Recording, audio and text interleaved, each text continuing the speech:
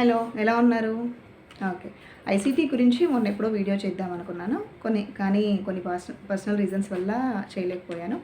ఇప్పుడు కూడా చేయొద్దు అనుకున్నాను, కానీ ఎగ్జామ్స్ దగ్గరకు వచ్చేసాయి. సో నా ప్రయత్నంగా ఐసీటీ గురించి ఒక వీడియో అయితే చేసి మీకు అందిద్దామని అనుకున్నాను. ఓకే, ఇప్పుడు మన టాపిక్లోకి వెళ్ళిపోదాం. ICT. First of all ICT యొక్క ఫుల్ ఫామ్ ఏంటంటే information and communication technologies. Information and communication technologies, ICT full form. ఇది ప్రీవియస్లో కూడా అడిగారు. దీన్ని తెలుగులో సమాచార ప్రసార సాంకేతికత అంటారు. ఓకే, ఇది ఐసీటీ యొక్క ఫుల్ ఫామ్ అన్నమాట. అయితే రీసెంట్ డేస్లో ఐసీటీ యొక్క విధి అని క్వశ్చన్స్ ఫ్రీక్వెంట్గా ఐసీటీ యొక్క విధి అని కొన్ని ఆప్షన్స్ ఇచ్చి వాటిల్లో కరెక్ట్ అయింది ఏది, తప్పు ఆప్షన్ ఏది సెలెక్ట్ చేసుకోండి అని చెప్పేసి ఇస్తున్నాడు. ఓకే, వాటిల్లో ముఖ్యంగా ఇచ్చేది ఏంటంటే ఆప్షన్ ఏంటంటే ఐసీటీ అనేది టీచర్కి ప్రత్యామ్నాయంగా ఉపయోగపడుతుంది. అంటే ఐసీటీ అనేది టీచర్కి బదులుగా ఉపయోగపడుతుంది. ఇది కరెక్టా తప్పండి. ఐసీటీ అనేది టీచర్కి బదులుగా ఉపయోగపడదు. ఐసీటీ అనేది టీచర్కి ఆయన యొక్క టీచింగ్ని ఇంప్రూవ్ చేసుకోవడానికి ఉపయోగపడుతుంది. అదేవిధంగా పిల్లవాడికి అతని యొక్క అభ్యసనాన్ని ఇంప్రూవ్ చేసుకోవడానికి ఉపయోగపడుతుంది ఐసీటీ అనేది.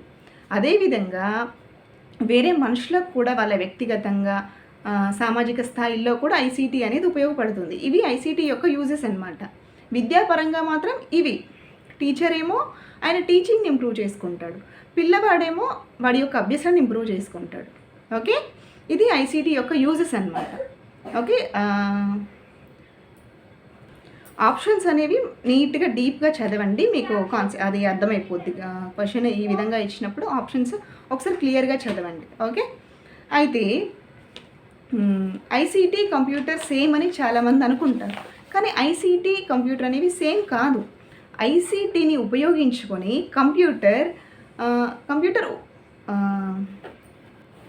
ఐసీటీని ఉపయోగించుకొని కంప్యూటర్ ప్రయోజనం పొందుతుంది. ఐసీటీ కంప్యూటర్ అనేవి రెండు సేమ్ కాదు. ఐసీటీని కంప్యూటరే యూజ్ చేసుకుంటుంది. ఓకే, ఐసీటీ వేరు, కంప్యూటర్ వేరు అనమాట. అయితే కొన్ని ఐసీటీ సాధనాలు ఏంటో చూద్దాం. Okay, radio, television, phone, network ఇవన్నీ కూడా ప్రసార సాధనాలు అనమాట. ఓకే, ఇవన్నీ కూడా ఐసీటీ ప్రసార సాధనాలు. ప్రసార సాధనాలు అనేవి రెండు రకాలండి. ఒకటి లైవ్, ఇంకోటి ప్రీ రికార్డెడ్. లైవ్ అంటే మనకు తెలుసు కదా, ఏమైనా ఇన్సిడెంట్స్ జరిగినా, ఏమైనా యాక్సిడెంట్స్ జరిగినా, లేకపోతే ఇలాంటివన్నీ కూడా లైవ్. ప్రీ రికార్డెడ్ అంటే సీరియల్స్ కావచ్చు, సినిమాలు కావచ్చు, ఇవన్నీ కూడా ప్రీ రికార్డెడ్ అనమాట. తర్వాత కంప్యూటర్ గురించి ఇప్పుడు చూద్దాం. ఫస్ట్ ఆఫ్ ఆల్ కంప్యూటర్ అనే ఇంగ్లీష్ వర్డ్ కంప్యూటర్ అనే లాటిన్ వర్డ్ నుంచి వచ్చింది. కంప్యూటర్ అంటే లెక్కలు చేయడం లేదా గణనలు చేయడం అనమాట. ఓకే, ఇది కంప్యూటర్ గురించి. అయితే కంప్యూటర్కి ఒక హిస్టరీ ఉంది. కంప్యూటర్ను క్రీస్తు పూర్వం 600 సంవత్సరంలో అబాకస్ను చైనీయులు తయారు చేశారనమాట. కంప్యూటర్ యొక్క హిస్టరీ, దాని పరిణామ క్రమం ఎలా ఉందో చూద్దాం. ఫస్ట్ ఆఫ్ ఆల్ చైనీయులు అబాకస్ను 600 సంవత్సరంలో తయారు చేశారు క్రీస్తు పూర్వం. తర్వాత 7వ శతాబ్దంలో జాన్ నేపియర్ మాన్యువల్ గణన యంత్రంను నేపియర్ కడ్డీలను కనుగొన్నారు. మనకి నేపియర్ కడ్డీలు మ్యాథ్స్ మెథడాలజీలో కూడా ఉంటాయి, ఓబీబీలో ఉంటాయి. ఓకే, అలా గుర్తుపెట్టుకోండి. దాని తర్వాత 1621లో విలియం ఆర్ట్రెడ్ స్లైడ్ రూల్ను కనుగొన్నాడు. స్లైడ్ రూల్ని కనుగొన్నది ఎవరు? విలియం ఆర్ట్రెడ్. ఎప్పుడు? 1621లో. నెక్స్ట్ 1642లో బ్లేయస్ పాస్కల్ యంత్రాన్ని కనుగొన్నాడు. తర్వాత 1822లో చార్లెస్ బ్యాబేజ్ డిఫరెన్స్ ఇంజిన్ని కనుగొన్నాడు. తర్వాత 1842లో చార్లెస్ బ్యాబేజ్ అనలిటికల్ ఇంజిన్ని కనుగొన్నాడు. ఓకే, అది ఇప్పుడున్న కంప్యూటర్కి నమూనా అన్నమాట. అయితే ఈ చార్లెస్ బ్యాబేజ్ని ఆధునిక కంప్యూటర్ పితామహుడు అంటారు. ఓకే, గుర్తుంచుకోండి. అయితే కంప్యూటర్ యొక్క పరికరాలు, కంప్యూటర్లో ముఖ్యంగా హార్డ్వేర్, సాఫ్ట్వేర్ అని ఉంటాయి. Okay, first of all hardware గురించి మనం ఇప్పుడు చూద్దాం. కంప్యూటర్లో హార్డ్వేర్ అంటే మన కళ్ళకు కనిపించేవి, అదేవిధంగా మనం చేతితో ముట్టుకోగలిగేవి hardware. Okay, hardware, software. First hardware గురించి చూద్దాం. హార్డ్వేర్ అంటే ఏంటి? మన కళ్ళకు కనపడేవి, అదేవిధంగా మనం ముట్టుకునేవి. సో ఈ హార్డ్వేర్లో ముఖ్యంగా మళ్ళీ 3 పార్ట్స్ ఉంటాయి. అవి input devices, output devices, CPU. Okay, first input devices ఏంటో చూద్దాం. ఇన్పుట్ డివైజెస్ అవసరమైతే రాసుకోండి లేదా క్లీన్గా వినండి. ఓకే, ఎందుకంటే ఆప్షన్స్లో కొన్ని ఆప్షన్స్ ఇచ్చి వీటిలో ఇన్పుట్ డివైజ్ ఏది కానిది ఏది అని అడిగే ఛాన్స్ ఉంటుంది. ఓకే, ఇన్పుట్ డివైజెస్ ఏంటో చూద్దాం. Keyboard, mouse, sensors, joystick, touch sensitive screens, scanner, microphone, web camera, magnetic ink character recognition, ఇవన్నీ input devices. Next output devices. Monitor, printers, speakers, hard disk, magnetic disk, inkjet printers, laser printers, storage devices, ఇవన్నీ కూడా output devices. Okay, ఇది దీని గురించి అనమాట. మళ్ళీ వీటిలో కొన్నిటి గురించి చూద్దాం. ఫస్ట్ ఆఫ్ ఆల్ మానిటర్ గురించి చూద్దాం.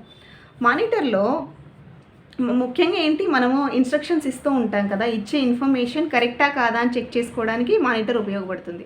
అదేవిధంగా రిజల్ట్ కూడా మనకు మానిటర్ మీద డిస్ప్లే అవుతుంది. ఇది మానిటర్ గురించి. ఇది మనకందరికీ తెలుసు, రీసెంట్ డేస్లో మానిటర్ ఎలా ఉంటుంది ఏంటి అనేది మనందరికీ తెలుసు. తర్వాత కీబోర్డ్లో దీని గురించి ఎక్కువగా చెప్పను. కీబోర్డ్లో మొత్తం వచ్చేసి 7 టైప్స్ ఆఫ్ కీస్ ఉంటాయి, 7 రకాల కీస్ ఉంటాయి. ఈ విషయం గుర్తుపెట్టుకోండి కీబోర్డ్లో. తర్వాత వచ్చేసి సిపియు దీని యొక్క ఫుల్ ఫామ్ ఏంటి అంటే central processing unit. Okay, central processing unit. మన మనిషికి ఒక హార్ట్ ఎలాగో కంప్యూటర్కి కూడా సిపియు అనేది అలాగనమాట. ప్రాసెసింగ్ అంతా కూడా ఈ సిపియులోనే జరుగుతుంది. ఓకే, ఈ సిపియులే మైక్రో ప్రాసెసర్ అంటారు. సిపియుని ఏమంటారు? మైక్రో ప్రాసెసర్ అంటారు. అగైన్ సిపియులో మళ్ళీ 3 పార్ట్స్ ఉంటాయి. అవి వచ్చేసి arithmetic logical unit, control unit, memory unit. ఈ 3 పార్ట్స్ అన్ని సిపియు లోపల ఉంటాయి. ఇది సిపియు గురించి. నెక్స్ట్ వచ్చేసి మనం ఇచ్చే ఏ ఇన్ఫర్మేషన్ అయినా కంప్యూటర్ అనేది 0s గాను 1 గాను కన్వర్ట్ చేసుకుంటుంది. ఓకే, ఏ ఇన్ఫర్మేషన్ అయినా 0s గాను 1 గాను కన్వర్ట్ చేసుకుంటుంది.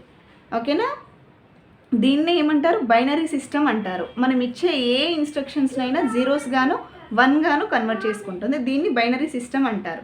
ఒకవేళ కంప్యూటర్ స్విచ్ ఆఫ్లో ఉంటే 0 గాను తీసుకోవాలి. స్విచ్ ఆన్లో ఉంటే 1 గాను తీసుకోవాలి. ఇప్పుడు కంప్యూటర్ స్టోరేజ్ గురించి చూద్దాం. అయితే కంప్యూటర్లో ప్రతి 0ని లేదా ప్రతి 1ని బిట్ అంటారు, 1 బిట్ అంటారు. ప్రతి 0ని లేదా ప్రతి 1ని బిట్ అంటారు. ఓకే, అదేవిధంగా 4 బిట్స్, 4 బిట్స్ని కలిపి ఒక నిబుల్ అంటారు. ఓకే, ఇదంతా కావాలంటే నోట్ చేసుకోండి. ఇవి కూడా ఫ్రీక్వెంట్గా అడుగుతున్నాడు, స్టోరేజ్ కన్వర్షన్స్ అడుగుతున్నారు. ఓకే, 4 బిట్స్ వచ్చేసి 1 నిబుల్, 4 బిట్స్ వచ్చేసి 1 నిబుల్, 8 బిట్స్ వచ్చేసి 1 బైట్. ఓకేనా. తర్వాత డేటా కన్వర్షన్స్ అని ఒకసారి చెప్తాను, అవసరమైతే నోట్ చేసుకోండి. ఓకేనా, 1 బిట్ అంటే 0 or 1, nibble is equals to 4 bits, 1 byte is equals to 8 bits. Okay, 1 kilobyte is equals to 1024 bytes, 1 megabyte is equals to 1024 kilobytes, 1 gigabytes is equals to 1024 megabytes, 1 terabyte is equals to 1024 gigabytes, 1 petabyte is equals to 1024 terabytes, 1 hexabyte is equals to 1024 petabytes, 1 zettabyte is equals to 1024 exabytes, 1 yottabyte is equals to 1024 zettabytes. కొంచెం confusion అయితే ఉండొచ్చు, ఒకసారి రాసుకొని ఒకసారి రఫ్గా చదువుకోండి, గుర్తుంటుంది. Okay, coding ఏదైనా పెట్టుకొని గుర్తుంచుకోండి. ఇవన్నీ ప్రీవియస్గా అడిగారు. రీసెంట్గా అయితే 1 yottabyte is equals to how much, ఎన్ని సంథింగ్ అని అడగడం జరిగింది. ఇది స్టోరేజ్ కన్వర్షన్స్. నెక్స్ట్ వచ్చేసి స్టోరేజ్. అదేవిధంగా కంప్యూటర్ స్టోరేజ్ అనేది ఫైల్స్ రూపంలో, ఫోల్డర్స్ రూపంలో, డిస్క్ల రూపంలో కూడా ఉంటుంది. ఫైల్ అనేది ఒక సాంగ్ కానీ, ఒక వీడియో కానీ, ఒక ఫోటో కానీ ఒక ఫైల్ రూపంలో నిల్వ చేయబడుతుంది. అదే ఫోల్డర్ అయితే కొన్ని ఫైళ్ళ యొక్క సముదాయాన్ని ఫోల్డర్ అంటారు. అదే డిస్క్ అంటే కొన్ని ఫైళ్ళు లేదా ఫోల్డర్స్, ఫైళ్ళు కావచ్చు, ఫోల్డర్స్ కావచ్చు, వాటి యొక్క సముదాయాన్ని డిస్క్లో స్టోర్ చేయబడుతుంది. ఇది డిస్క్ల గురించి. డిస్క్లకి ఎగ్జాంపుల్స్ ఏంటి? Hard disk, pen drive, DVD, ICD something అలా అనమాట. ఓకే, మెమరీ కార్డ్స్, ఇవన్నీ కూడా డిస్క్లు. నెక్స్ట్ ఇదంతా హార్డ్వేర్ అండి. హార్డ్వేర్ తర్వాత నెక్స్ట్ వచ్చేసి సాఫ్ట్వేర్. సాఫ్ట్వేర్ నుంచి డెఫినెట్గా ఒక క్వశ్చన్ అయితే డెఫినెట్గా వస్తుంది. అయితే కంప్యూటర్కి ఇన్స్ట్రక్షన్స్ ఆదేశాలు ఇచ్చే కార్యక్రమమే సాఫ్ట్వేర్. సాఫ్ట్వేర్ అంటే ఏంటి? ఫస్ట్ కంప్యూటర్కి ఇన్స్ట్రక్షన్స్ ఇచ్చే ఆదేశాలు ఇచ్చే కార్యక్రమమే సాఫ్ట్వేర్. ఓకే, ఈ సాఫ్ట్వేర్ వచ్చేసి 2 టైప్స్. ఫస్ట్ వచ్చేసి అప్లికేషన్ సాఫ్ట్వేర్, సెకండ్ వచ్చేసి ఆపరేటింగ్ సిస్టమ్ సాఫ్ట్వేర్. ఫస్ట్ వచ్చేసి ఏంటి? అప్లికేషన్ సాఫ్ట్వేర్, పేరులోనే ఉంది అప్లికేషన్. ఇది ఒక పర్టిక్యులర్ అప్లికేషన్కి సంబంధించింది.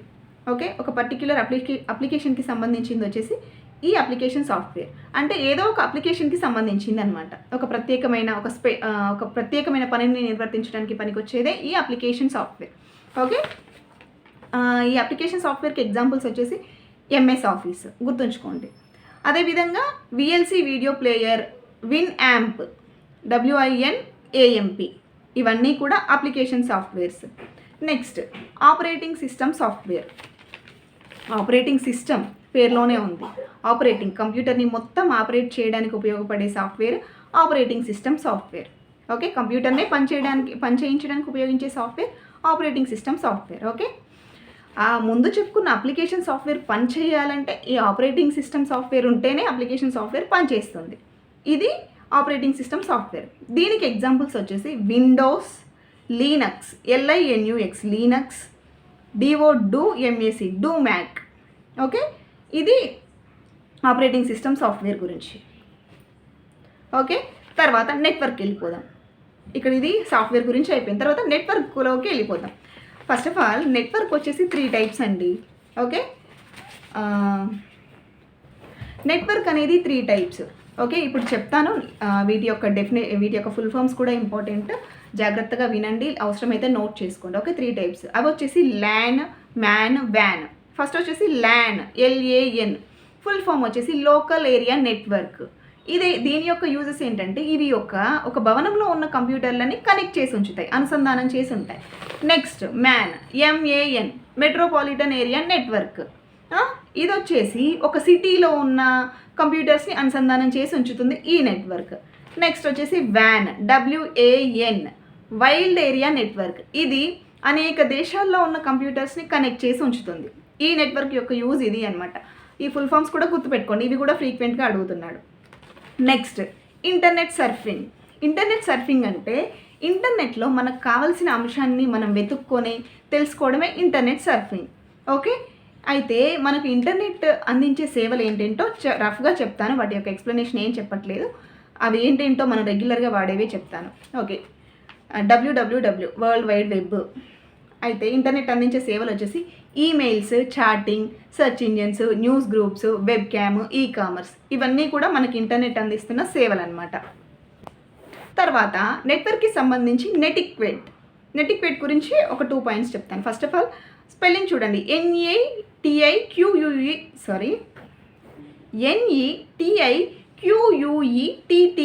NETIQUETTE నెటిక్వేట్ అంటే నెట్వర్క్లో మర్యాద.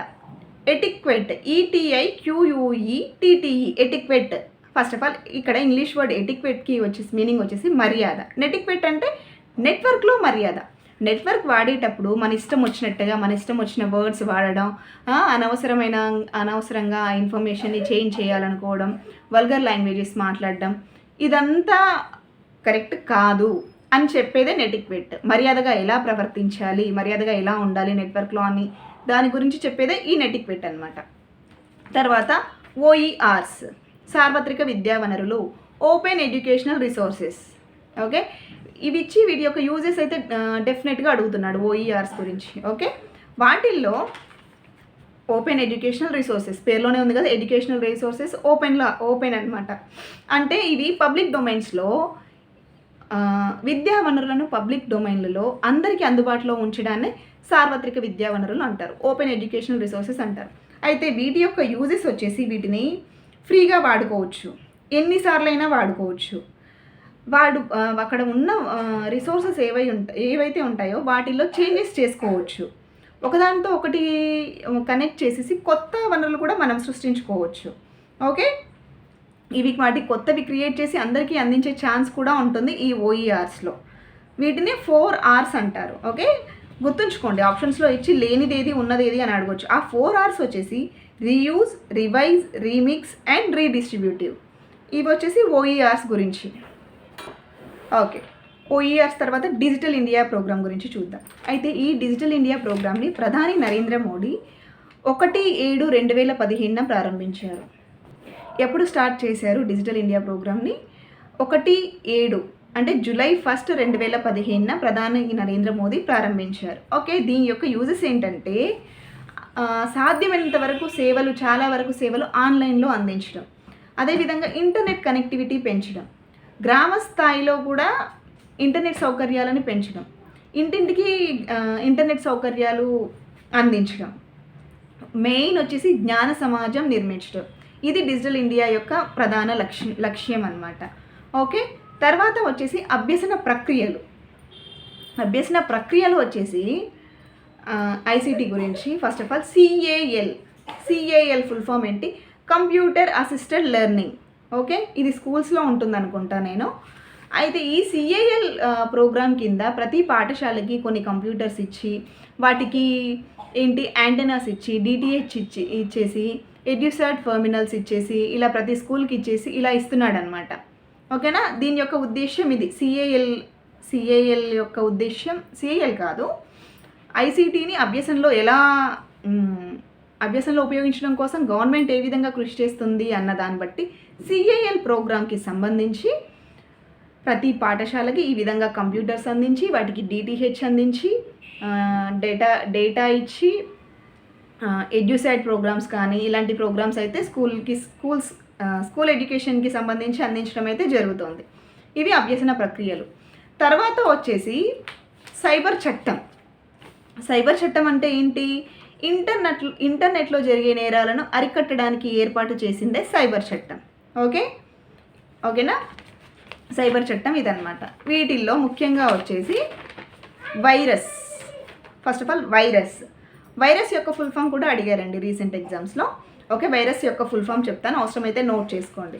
ఓకే, వైరస్ యొక్క ఫుల్ ఫామ్ వచ్చేసి vital information resource under size. Okay, ఇది వైరస్ గురించి. ఈ వైరస్ వచ్చేసి వైరస్ యొక్క రకాలు చూద్దాము. ఫస్ట్ వచ్చేసి ట్రోజన్ హార్స్, దీన్నే మేకమన్నే పులి లాంటి వైరస్ అని అంటారు. దీన్ని క్లిక్ చేసి డౌన్లోడ్ చేసుకున్నాం అనుకోండి, ఫైల్ని కరప్ట్ చేసేస్తుంది. ఓకే, ఏంటిది? Trojan horse. నెక్స్ట్ ఇదేంటి? క్లిక్ చేసి డౌన్లోడ్ చేసుకుంటే ఫైల్ అయిపోద్ది. ఇంకా సెకండ్ వచ్చేసి టైమ్ బాంబ్ వైరస్ వచ్చేసి ఏంటి? నెట్వర్క్ ద్వారా వచ్చి హార్డ్ డిస్క్లో కూర్చునే వైరస్, నెట్వర్క్ ద్వారా వస్తుంది. ఇదేంటి? Time bomb virus. దీనికి ఎగ్జాంపుల్ వచ్చేసి మైకేలాంజిలో వైరస్. టైమ్ బాంబ్ వైరస్కి ఎగ్జాంపుల్ ఏంటి? Michelangelo virus. నెక్స్ట్ థర్డ్ వచ్చేసి ఫైల్ డెస్ట్రాయర్. అంటే ఏంటి? అది ఫైల్ని డెస్ట్రాయ్ చేసేస్తుంది. దీనికి ఎగ్జాంపుల్ వచ్చేసి love bug. Okay, time bomb వైరస్కి ఎగ్జాంపుల్ వచ్చేసి మైకేలాంజిలో వైరస్. ఫైల్ డెస్ట్రాయర్కి ఎగ్జాంపుల్ వచ్చేసి లవ్ బగ్. అదే కాకుండా ఇంకొకటి వచ్చేసి బూట్ సెక్టర్ వైరస్. అంటే ఏంటిది? కంప్యూటర్ బూటింగ్ ప్రాసెస్ ఉంటుంది కదా, కంప్యూటర్ బూటింగ్. ఆ కంప్యూటర్ బూట్ అయ్యేటప్పుడు ఈ వైరస్ యాక్టివేట్ అవుతుంది. దీన్ని బూట్ సెక్టర్ వైరస్ అంటారు. దీనికి ఎగ్జాంపుల్స్ వచ్చేసి empire virus, monkey virus. Boot sector వైరస్కి ఎగ్జాంపుల్స్ ఏంటి? Empire virus, monkey virus. Time bomb వైరస్కి ఎగ్జాంపుల్స్ ఏంటి? Michelangelo virus. ఫైల్ డెస్ట్రాయర్కి ఎగ్జాంపుల్ ఏంటి? Love bug. ఇది వైరసెస్ గురించి అన్నమాట. అదేవిధంగా సైబర్ నేరాల కింద వచ్చేసి హ్యాకర్స్ ఉంటారు, క్రాకర్స్ ఉంటారు. అదేంటి? ఇతరుల సమాచారాన్నిలోకి తొంగి చూసి దాంట్లో మార్పులు చేర్పులు చేసి వాటిని పనిచేయకుండా చేయడం హ్యాకర్స్. ఇది హ్యాకర్స్ యొక్క పని. క్రాకర్స్ ఏంటి? వేరే వాళ్ళ పాస్వర్డ్స్ దొంగిలించడం, ఇదంతా క్రాకర్స్ పని. ఇవన్నీ కూడా సైబర్ నేరాలు అన్నమాట. నెక్స్ట్ వచ్చేసి ఏవైనా బుక్స్ ఉండే వెబ్సైట్స్ ఉంటాయి కదా, కొన్నింటికి రెస్ట్రిక్షన్స్ ఉంటాయి లేదా ఫీజు ఉంటుంది.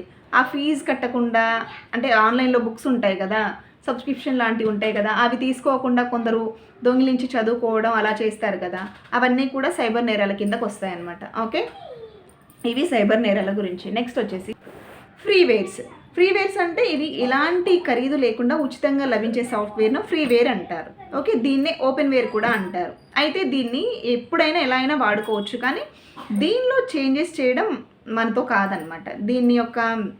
ఎవరైతే దీన్ని ఇన్వర్టర్ ఎవరైతే ఉంటారో, దీన్ని కనుగొన్న వ్యక్తి ఎవరైతే ఉంటారో వాళ్ళు మాత్రమే చేంజెస్ చేయడానికి ఉంటుంది. మనం ఎలాంటి చేంజెస్ చేయలేము ఈ సాఫ్ట్వేర్లో. ఓకే, దీనికి కొన్ని ఎగ్జాంపుల్స్ చెప్తాను, నోట్ చేసుకోండి. Okay, Skype, Adobe, flash light, win amp, AVG, Opera, ఇవన్నీ ఫ్రీవేర్స్కి సంబంధించి మనం ఎప్పుడైనా వాడుకోవచ్చు. కానీ దీంట్లో ఎటువంటి చేంజెస్ చేయడానికి లేదు.